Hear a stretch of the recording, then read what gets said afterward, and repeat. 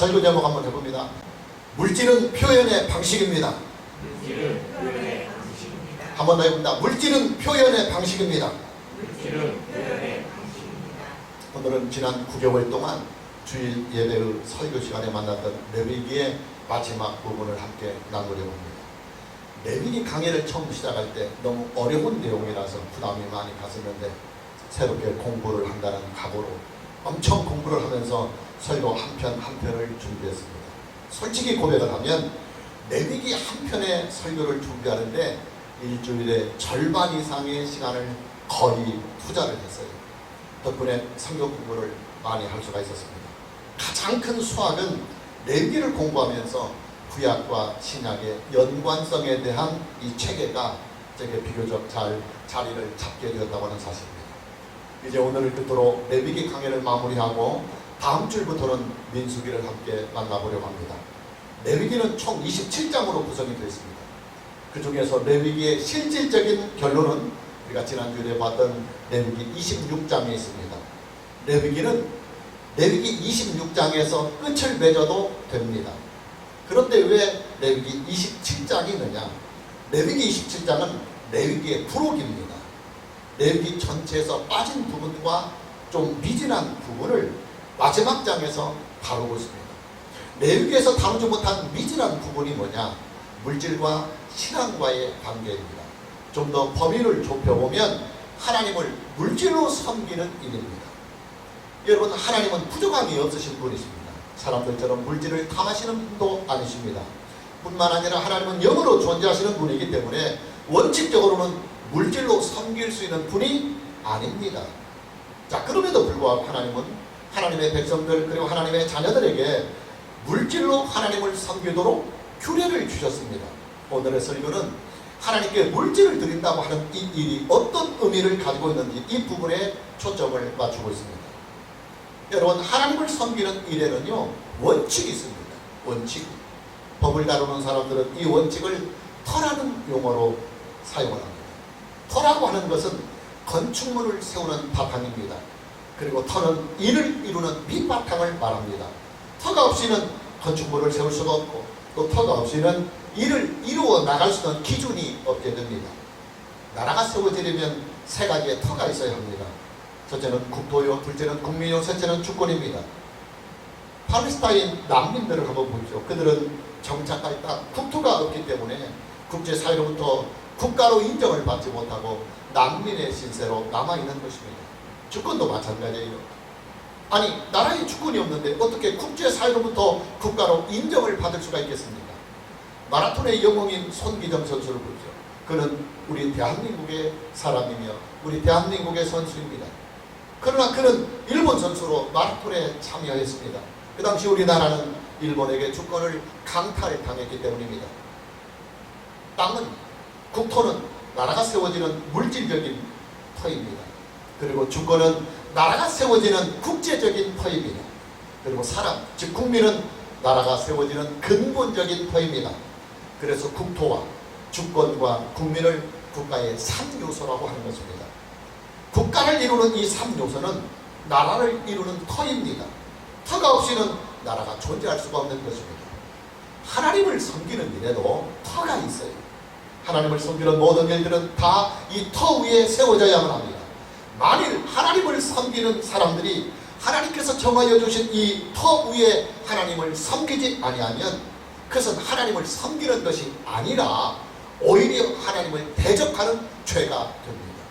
여러분, 그렇잖아요. 우리가 집을 지으려면 자기 땅에다 집을 지어야지 남의 땅에 집을 지을 수는 없는 일입니다. 남의 땅에 자기 집을 지으면 이것은 불법입니다. 민형사상 법적인 책임을 져야 하는 것입니다. 하나님을 섬기는 터가 뭐냐? 신명기 6장 4절과 5절 말씀입니다. 우리가 참고적으로 신명기 6장 4절과 5절 말씀을 보면 이스라엘들아, 우리 하나님 여호와는 오직 유일한 여호와이시니 너는 마음을 다하고 뜻을 다하고 힘을 다하여 네 하나님 여호와를 사랑하라. 여러분, 신명기 6장 4절과 5절 말씀은요 이스라엘 백성들이 신앙의 터로 삼고 있는 말씀입니다. 이스라엘 백성들은 신명기 6장 4절과 5절 말씀을 하루 3번 정규 기도 시간에 그들의 신앙으로 늘 고백을 합니다. 이 신앙 고백은 매일매일 하루에 3차례씩 평생을 반복해서 드립니다. 이뿐만이 아닙니다. 신명기 6장 4절과 5절 말씀은 이스라엘 백성들이 그들의 자녀들을 신앙을 교육할 때 자녀의 신앙 교육에 터로 삼고 있는 말씀입니다. 당연히 자녀 교육을 하려면 부모님들이 먼저 솔선수범을 해야 되겠죠. 그래서 이스라엘의 모든 부모들은 자녀들 앞에서 신명기 6장 4절과 5절 말씀으로 그들의 인생을 중무장을 합니다. 어떻게 중무장을 하느냐? 첫째는 이스라엘의 부모들은 하나님께 기도를 할 때 신명기 6장 4절과 5절 말씀을 기록한 띠를 손목에 두르고 기도를 합니다. 아예 신명기 6장 4절과 5절 말씀이 적힌 말씀 테이프를 몸에 아주 달고 다닙니다. 둘째는 그들이 살고 있는 집의 출입구에 신명기 6장 4절과 5절 말씀을 기록한 함을 매일 걸어둡니다. 일명 내주자라고 불리는 것입니다. 그런 후에 이스라엘의 부모들은 그들의 자녀들에게 신명기 6장 4절과 5절 말씀으로 중무장을 시킵니다. 내가 나의 신앙과 나의 인생, 나의 생명의 거룩한 터를 신명기 6장 4절과 5절 말씀으로 삼았다. 그러니 너희들도 너희들의 생명과 너희들의 삶, 너희들의 신앙을 신명기 6장 4절과 5절 말씀으로 살아야 된다 하고 중무장을 시키는 것입니다.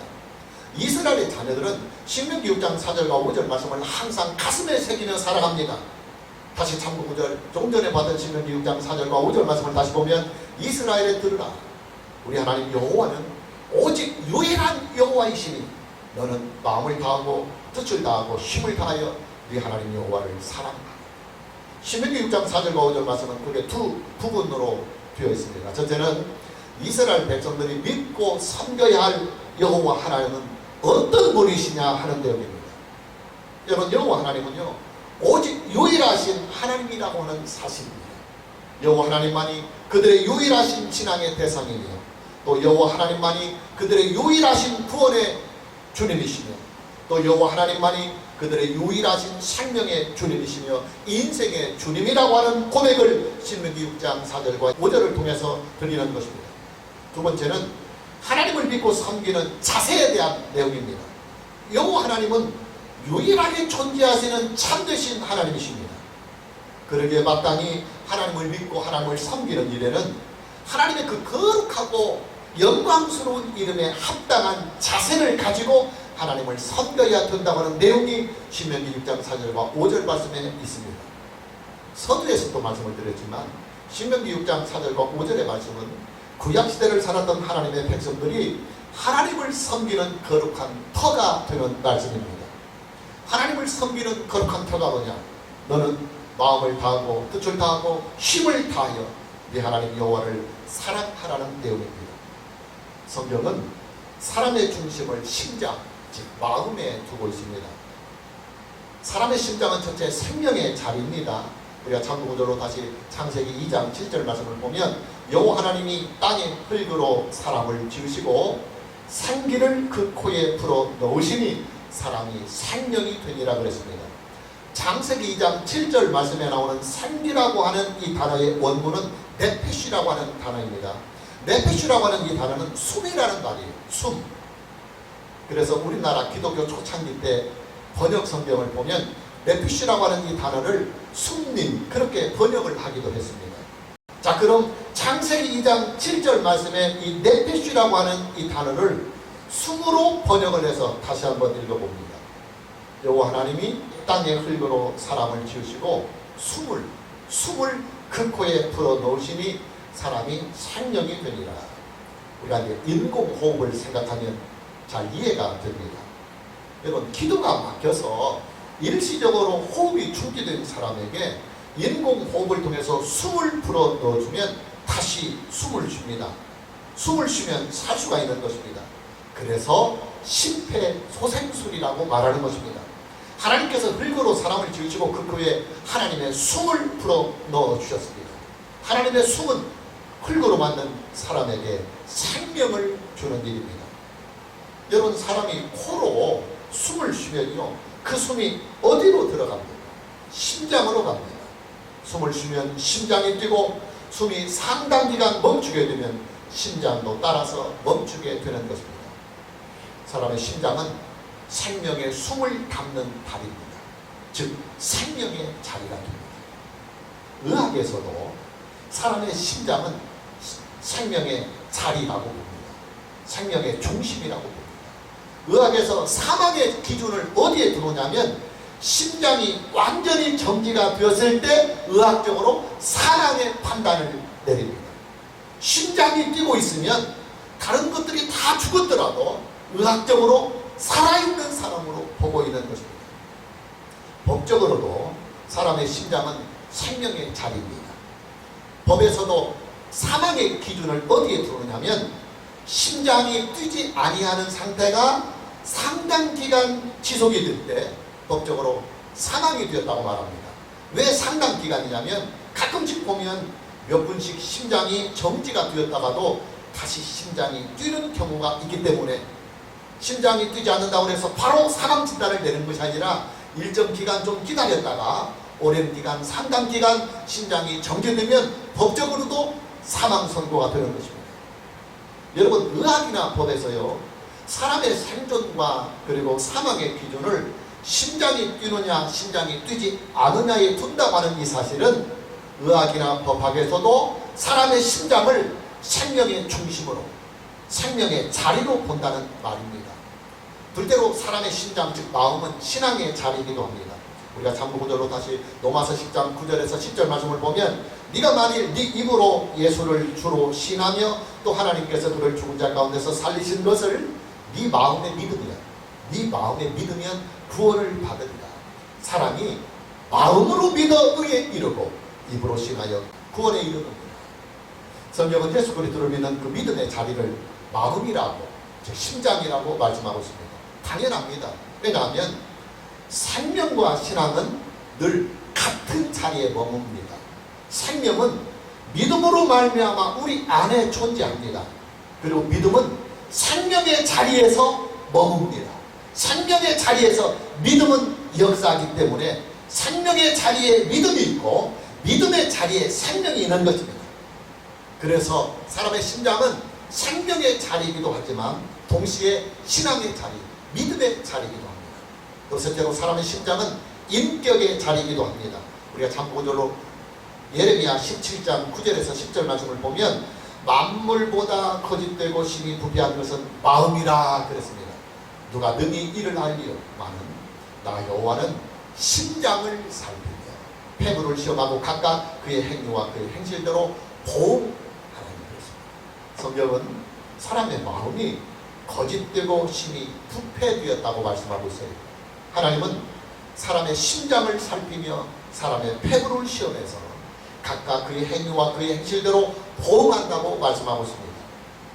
마음이, 즉 심장이 부패하면 행위와 행실이 부패하다고 성경은 말씀하고 있어요. 왜냐하면 사람의 마음은, 사람의 심장은 인격이 자리를 하고 있는 인격의 자리이기 때문입니다. 그래서 사람들이 인격에 문제가 있고 인격에 하자가 있는 사람을 향해서 사람들은 아, 저 사람 마음 병들었다, 마음 썩었다, 그렇게 말하는 것입니다. 여러분, 우리가 하나님을 섬길 때는요, 마음을 다해야 합니다. 마음을. 여기서 다한다고 하는 말은 올인한다, 그 말이에요. 올인한다. 내가 가진 모든 것들을 다 쏟아 붓는다는 말입니다. 하나님 한 분을 우리가 섬길 때 마음을 올인해서 하나님을 사랑하고 하나님을 섬기라는 말입니다. 그리고 두 번째는 뜻을 다하여 하나님을 사랑하라고 말씀하고 있습니다. 여기서 뜻은 성품과 예의를 말합니다.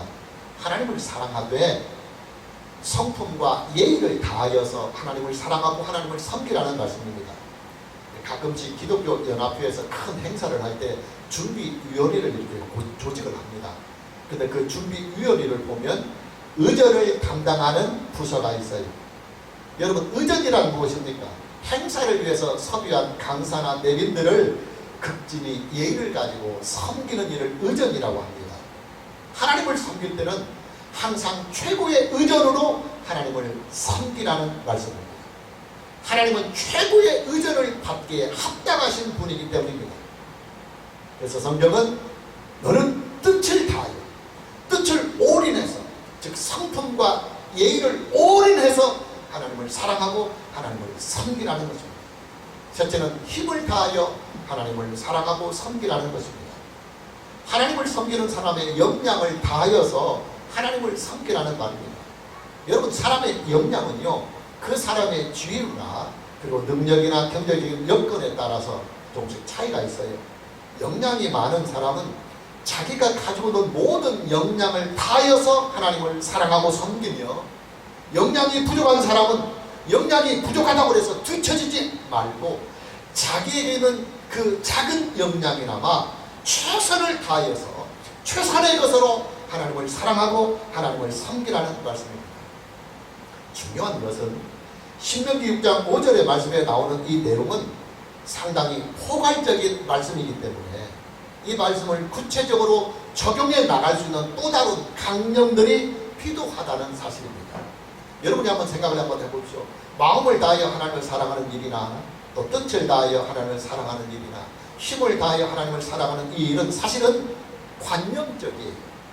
눈에 탁 보이는 것이 아닙니다. 가끔씩 부부들에게 트러블이 있을 때가 있어요. 부부의 트러블을 보면 마음으로는 서로가 아주 끔찍게도 사랑을 하고 있음에도 불구하고 그것을 표현하는 방식이 서툴고 그것을 표현하는 방식이 잘못돼서 서로 간에 오해가 생겨서 나타나는 트러블들이 대부분입니다. 남편이 아내에게 볼멘 소리를 합니다. 아니, 당신이 나를 마음으로 깊이 사랑하고 있다는 것을 내가 어떻게 알 수 있느냐고 말입니다. 아내가 항변을 합니다. 아니, 그것을 꼭 말을 해야 알고 표현을 해야 아느냐. 사랑하는 아내의 마음조차도 읽지 못하고 헤아리지 못하는 남편이 무슨 남편의 자격이 있느냐, 그렇게 항변을 합니다. 여러분, 마음은요 숨겨진 관념입니다. 숨겨진 관념. 보이지 아니하는 세계가 마음입니다. 보이지 아니하는 관념의 세계는 반드시 그 관념의 세계를 나타낼 수 있는 표현의 방식이 있어야 합니다. 표현이 안 되는 관념의 세계는 그냥 관념 그 자체로만 마음속에 머물고 있는 것입니다. 우리가 역사를 공부해보면 조선시대를 주도한 대표적인 두 개의 사상들이 있습니다. 하나의 사상은 관념주의입니다. 이론주의입니다. 그리고 또 하나의 사상은 실용주의입니다. 여러분, 관념주의는요 탁상공론을 만들어냈습니다. 머릿속에만 있는 관념을 가지고 내가 옳으니 네가 그러니 하면서 탁자 앞에서 이론으로 싸웠습니다. 그러나 실용주의는 머릿속에 들어있는 관념을 세상 밖으로 끄집어내서 이론을, 즉 관념을 삶에 실제적으로 적용을 시켜갔습니다. 근데 역사는 이 두 개의 사상을 어떻게 평가를 하느냐면 관념에, 즉 이론에만 빠져있는 사상은 나라와 백성들에게 별로 도움이 되지 못하였다는 것입니다. 그러나 실용적인 사상, 실용적인 학문은 나라와 백성들에게 아주 유익했노라고 역사가들은 평가를 하고 있습니다. 마음을 다하여 하나님을 사랑하고 뜻을 다하여 하나님을 사랑하고 힘을 다하여 하나님을 사랑하는 일은요 관념 속에 있는 사랑이에요. 관념 속에. 따라서 이 관념이 겉으로 나타나고 행동으로 드러나려면 반드시 이 관념의 세계를 나타낼 수 있는 또 다른 표현의 방식이 있어야 합니다. 이것이 바로 내용과 형식의 관계입니다. 여러분, 사랑은 내용입니다. 그러나 그 사랑이 표현이 되려면 형식이 있어야 합니다. 사랑을 한다고 하는 고백의 형식이 있어야 하고 또 그 고백을 책임질 수 있는 구체적인 행동들이 표현의 방식으로 나타나야 합니다. 마음으로만 머물고 있는 사랑은 관념적인 사랑입니다. 이런 관념적인 사랑은 결실을 거두기가 어렵습니다. 왜냐하면 사람들이 몰라요. 여러분, 숨겨진 마음속에 있는 그 사랑을 어떻게 알 수가 있겠어요? 그래서 표현이 돼야 합니다. 여러분, 학사나 석사나 박사의 논문은요 논문의 주제를 학문적으로 검증하는 내용입니다. 그러나 논문의 내용을 표현하는 표현의 방식은 결국은 형식입니다. 서론과 본론과 결론으로 이루어진 논문의 형식이 그 형식을 통해서 논문의 내용은 겉으로 드러나는 것입니다. 그래서 논문을 심사하는 사람들은요 가장 먼저 무엇을 보느냐면 논문의 전체적인 형식을 봅니다. 폼을 봅니다. 논문의 형식이 논문의 내용을 표현할 수 있는 좋은 짜임새를 가지고 있는지 가장 먼저 봅니다. 그래서 대학 교수들도 중간고사나 기말고사 학생들이 이렇게 답안지를 써내면 그 많은 내용을 다 못 봐요. 시간이 없어서. 대충 봅니다. 뭘 보느냐면 짜임새, 형식을 봐요. 형식. 여러분 기독교 신앙도 마찬가지입니다.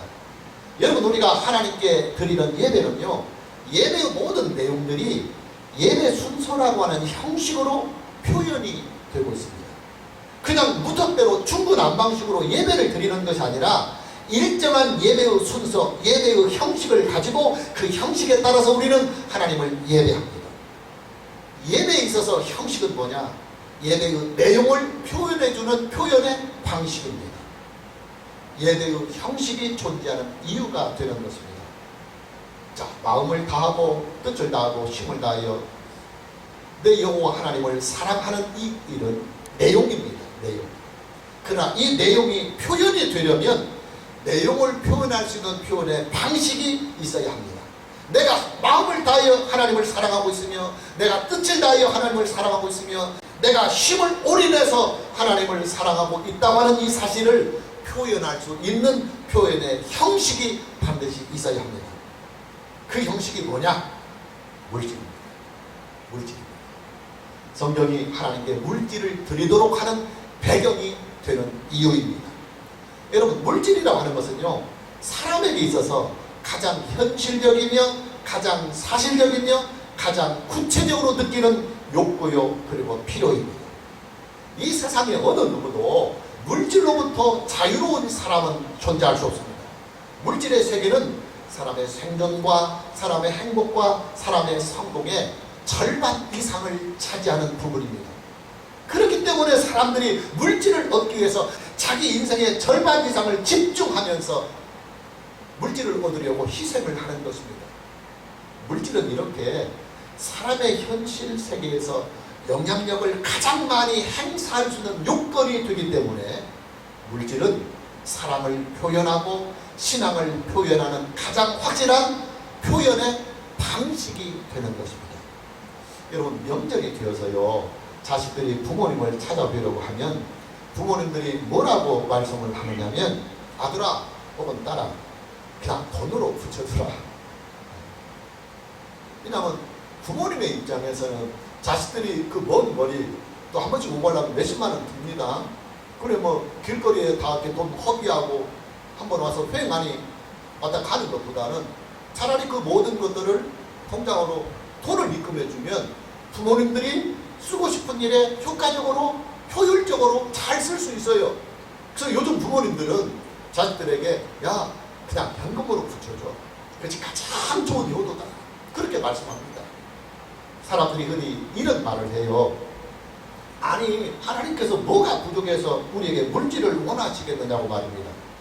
하나님은 우리의 마음과 중심을 보시지 물질이 아니다. 그런 말들을 사람들이 많이 합니다. 근데 여러분 보십시오. 그런 말들은요, 하나님께서 우리에게 하시는 말씀이지 우리가 우리 스스로를 안위하기 위해서 할 수 있는 말이 아니에요. 여러분 말이라고 하는 것은요, 말의 내용과 성질에 따라서 말하는 사람의 법위가 정하여 있습니다. 법위가 한정되어 있습니다. 선생님이 제자들에게 하는 말씀을 제자들이 선생님에게 해서는 안 됩니다. 부모님이 자식에게 하는 말씀을 자식이 부모에게 해서는 안 됩니다. 하나님께서 사람에게 하시는 말씀을 사람이 하나님께 해서는 안 되는 거예요. 레위기의 마지막 장인 레위기 27장은 물질로 하나님을 섬기는 일로 그 내용이 다 구성이 되어 있습니다. 크게 네 종류로 되어 있습니다. 첫째는 하나님께 서원한 것은 반드시 드려야 된다 하는 내용이고, 둘째는 처음 난 가축의 값을 하나님께 드리는 내용입니다. 그리고 셋째는 하나님께 온전히 바쳐진 것을 반드시 드려야 한다 하는 내용이고, 그 다음에 이제 넷째는 10분의 1을 하나님께 드리는 내용입니다. 레위기 27장은 레위기의 부록입니다. 레위기에 빠져있는 내용을 보충하거나 그동안 레위기에서 말씀해 주신 내용에 대하여 다소 미진했다고 생각하는 부분에 대하여 마지막 장에 다시 한번 수록을 하고 있는 것입니다. 레위기 마지막 장에서 하나님께서 우리에게 주시는 메시지가 뭐냐? 하나님을 사랑하고 하나님을 섬기는 일에 대한 구체적인 표현의 방식입니다. 마음을 다하고 뜻을 다하고 힘을 다하여 하나님을 사랑하고 섬기는 이 일은 관념적인 것이기 때문에 이것을 구체적으로 표현할 수 있는 표현의 방식이 따로 필요해서 레위기 27장에 기록하고 있는 것입니다. 그 표현의 방식이 뭐냐? 하나님께 물질을 들여서 섬기는 일인 것입니다. 여러분, 물질은요, 하나님을 사랑하고 하나님을 섬기는 본질이 아닙니다. 만일에 물질이 하나님을 사랑하고 하나님을 섬기는 일의 본질이 된다고 한다면 부자만 천국에 들어갈 수가 있고 가난한 사람은 천국에 들어가지 못할 수도 있다는 말이 되는 것입니다. 그러니 이런 신앙은 사이비 중에 사이비요, 이단 중에 이단이 되는 것입니다. 자, 그럼 물질은 뭐냐?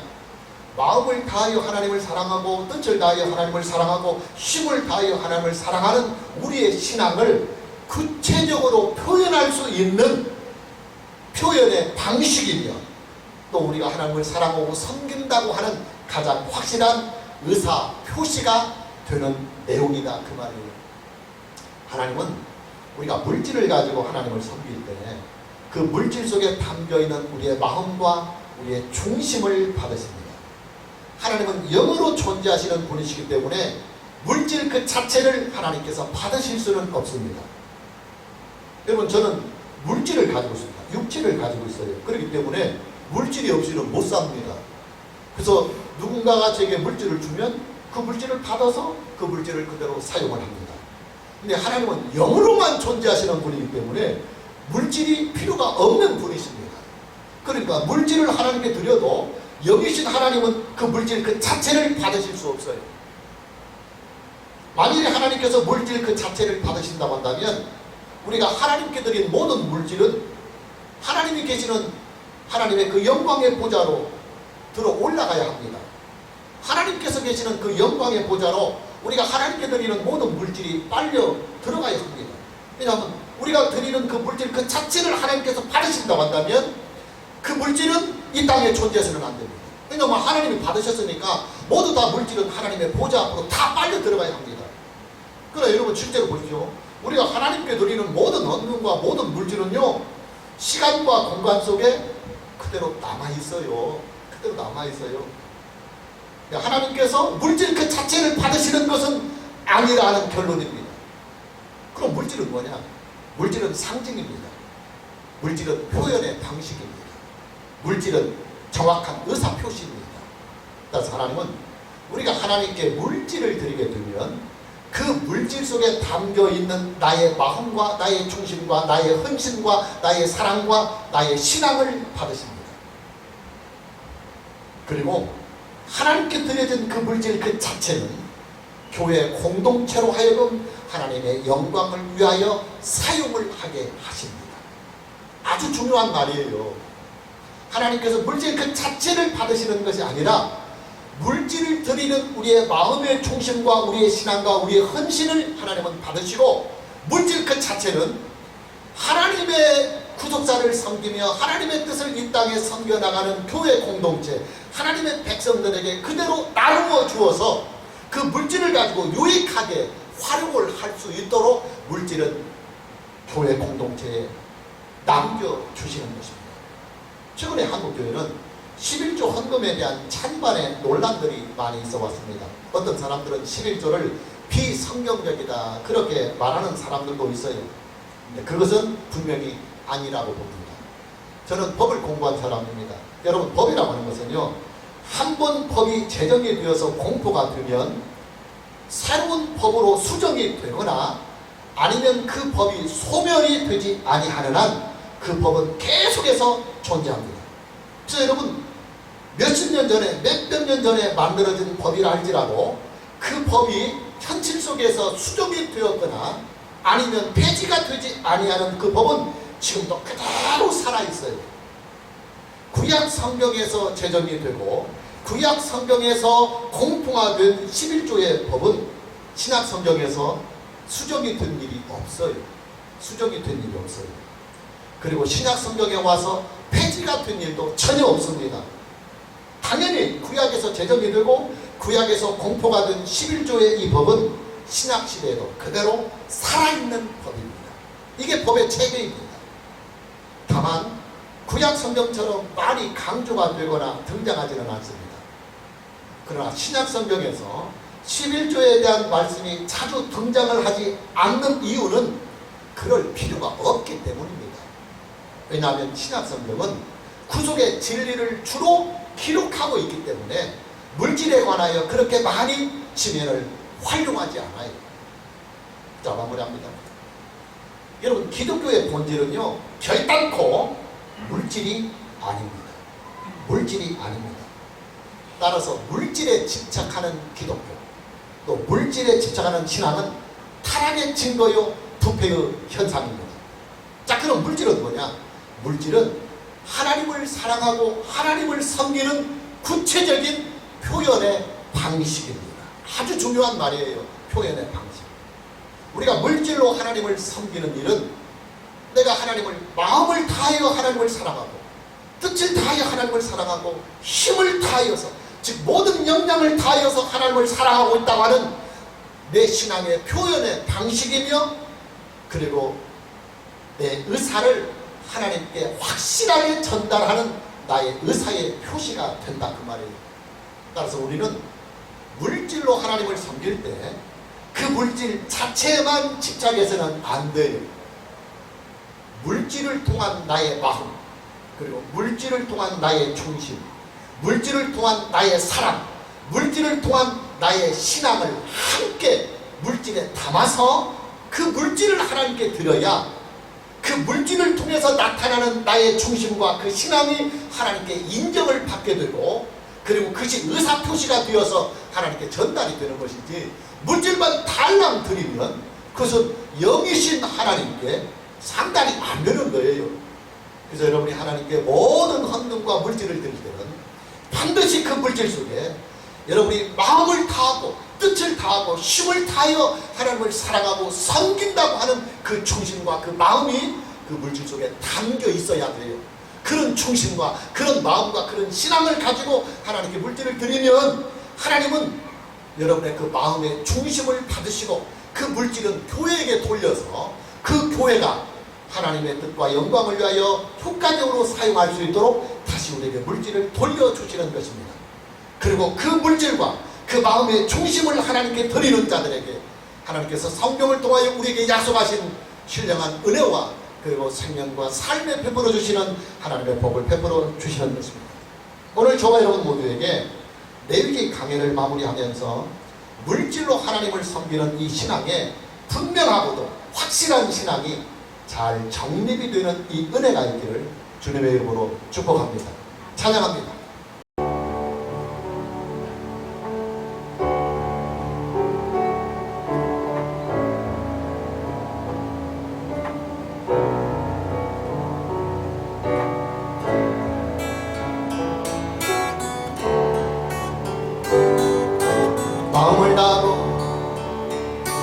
마음을 다하고 성품을 다하고 힘을 다하여서 여호와 사랑하라. 내게 준 계명이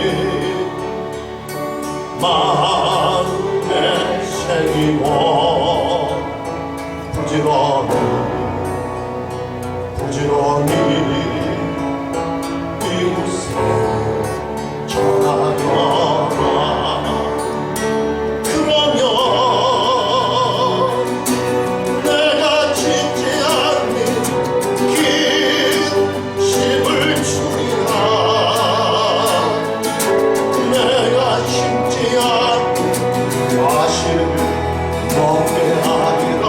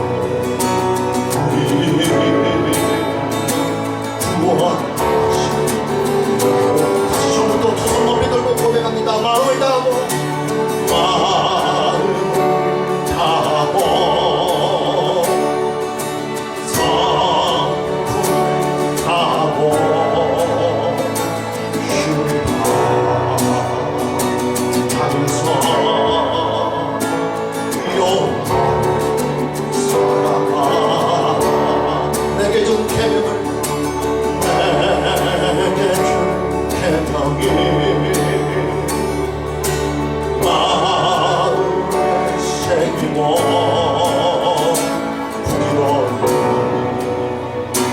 부지런히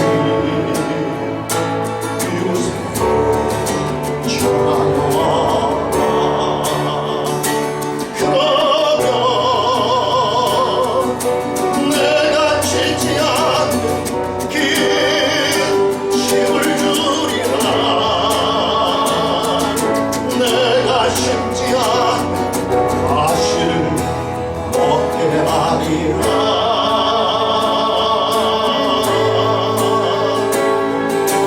그러나 한 가지 잊지는 말아라.